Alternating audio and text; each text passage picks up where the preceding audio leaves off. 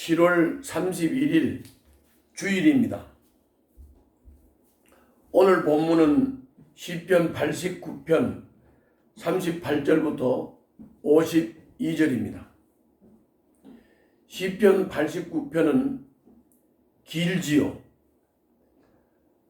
어제 묵상했던 본문의 핵심은 주님이 다윗과 언약을 하셨고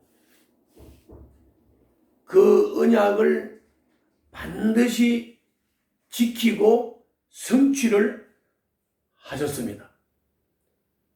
그래서 다윗으로 하여금 하나님이 신실하시다, 그 언약을 지키고자 하시는 열정이 있으시다, 이렇게 고백하게 하셨습니다. 하나님은 신실한 하나님이십니다. 그런데 다윗 왕조가 몰락을 하고 예루살렘이 폐허가 된 것을 이 시편 기자는 보면서 충격을 받습니다. 그는 주님이 다윗 언약을 기억하고 언약을 지키는 신실하심을 보여주시기를 간구하고 있는 것이 오늘 본문입니다. 자, 그러면은 오늘 본문을 크게 두 부분으로 나누어서 살펴보도록 하겠습니다. 먼저 38절부터 45절입니다. 38절부터 45절의 주 내용은 하나님이 염려하셨던 대로 이스라엘은 하나님께 불순종의 길로 갔습니다. 그래서 언약을 지키면 복을 주시지만 언약을 지키지 못하면 저주를 받는다고 한 언약을 자초했습니다. 그래서 다윗 왕조는 몰락을 했고 예루살렘은 폐허로 변했습니다. 하나님이 이스라엘의 산성이고 방패라는 사실을 망각한 백성에게 내리신 벌이었습니다. 언약을 주셨던 하나님이 언약의 저주를 내리신 참혹한 현장을 시인은 보면서 시리에 빠져 탄식하고 있습니다. 그 본문을 한번 읽어보겠습니다. 38절부터 45절. 그러나 주님은 주님께서 기름을 부어서 세우신 왕에게 노하셨습니다. 그를 물리치시고 내버리셨습니다. 주님은 주님의 종과 맺으신 언약을 파괴하시고 그의 왕관을 땅에 내던져 욕되게 하셨습니다.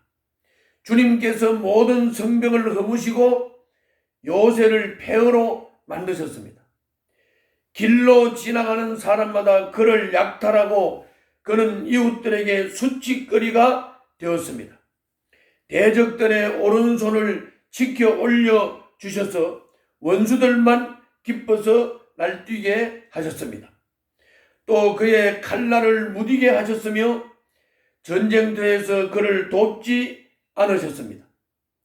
그의 영광을 끝나게 하시고 그의 왕위를 땅바닥에 내던지셨습니다. 주님은 또한 그의 젊은 날을 줄이시고 그를 수치로 덮으셨습니다. 셀라. 어제도 말씀을 드렸지만은 다윗 왕의 후손이 신실해서 하나님이 언약을 성실히 지키는 것이 아니고 하나님이 신실하시기 때문이라고 했습니다. 언약을 파기하는 백성들은 하나님이 버리십니다. 아주 이것은 엄미한 사실입니다. 약하고 악한 인간은 하나님의 언약을 버리고 스스로 저주의 길, 멸망의 길을 택하고 있는 것입니다. 자, 이어서 46절부터 52절입니다.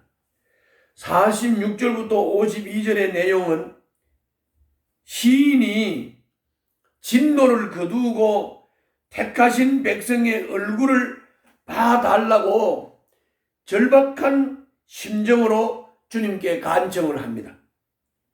먼저 자신의 생이 얼마 남지 않았음을 고하면서 죽기 전에 하나님의 신실하심을 보여주시라고 기도하고 있습니다.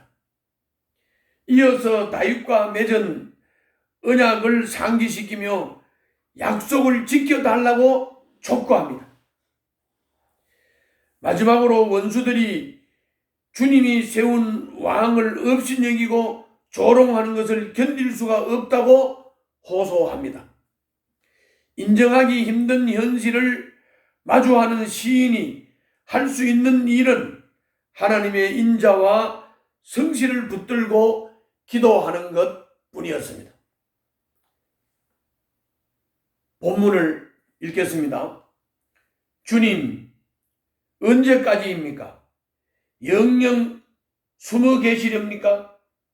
언제까지 주님의 진노를 불처럼 태우려고 하십니까? 내 인생이 얼마나 짧은지 기억해 주십시오. 주님께서 모든 인생을 얼마나 허무하게 창조하여 주셨는지를 기억해 주십시오. 산 사람치고 어느 누가 죽지 않고 살 수 있겠습니까? 어느 누가 제 목숨을 소홀의 소나기에서 건져낼 수 있겠습니까? 셀라.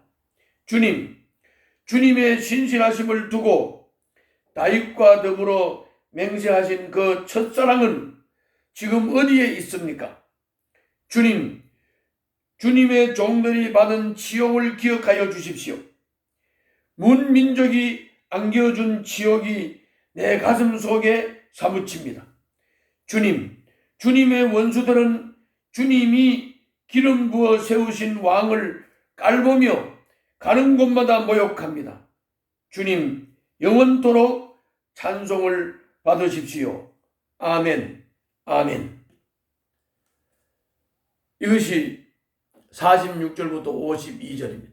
자, 46절부터 52절, 38절부터 45절을 하나하나 다 읽었고 내용도 정리를 했습니다. 자, 오늘 본문을 통해서 우리가 받을 수 있는 교훈은 무엇입니까? 첫 번째로는 38절부터 45절에 나와 있는 대로 이스라엘의 재앙은 예고된 것이었습니다.